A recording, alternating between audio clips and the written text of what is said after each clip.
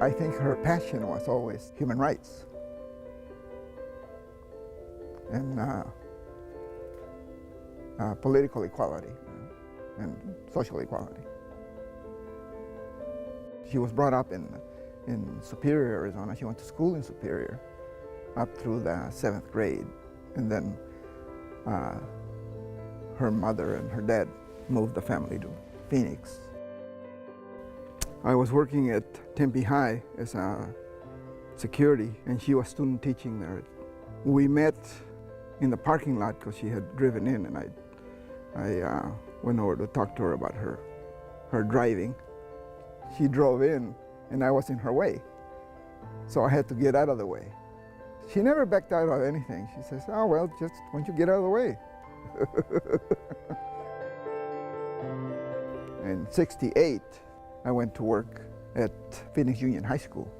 The teaching environment, both physical and social, was very, very bad. That kind of got us into the movement. We started working with Alfredo, started voter registration drives in South Phoenix. She started the organizing with the county.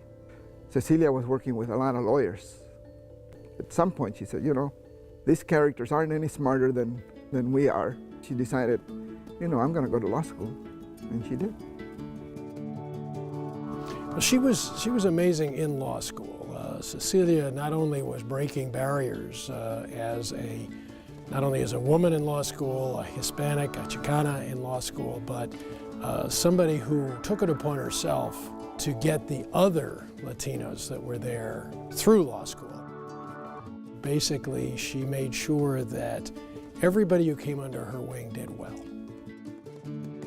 We got politically involved for both AEA and NEA, pushing for minority representation in almost all the committees.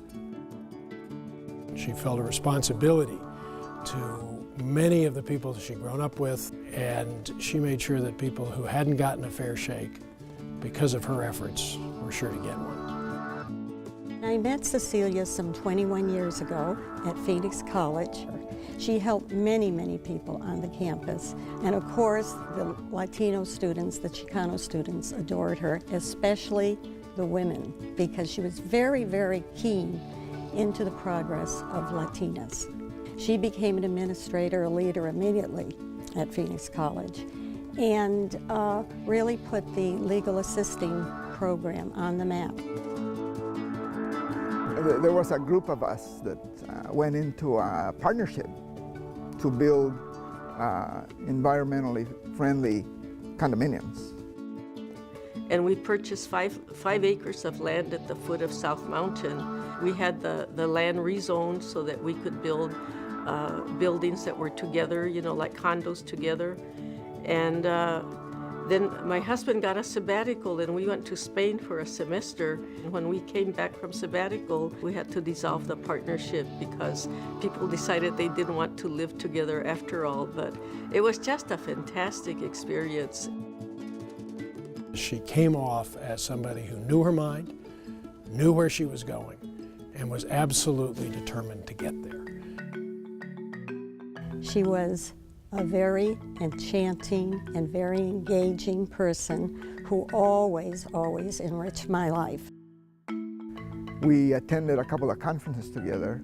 She was in a meeting with some other chairs from Phoenix College. One of the other chairs says, "You and I could room together." And Cecilia, with a very straight face, she says, "I'm sorry, but I've already made arrangements to room with the department chair of the foreign language department at Mesa."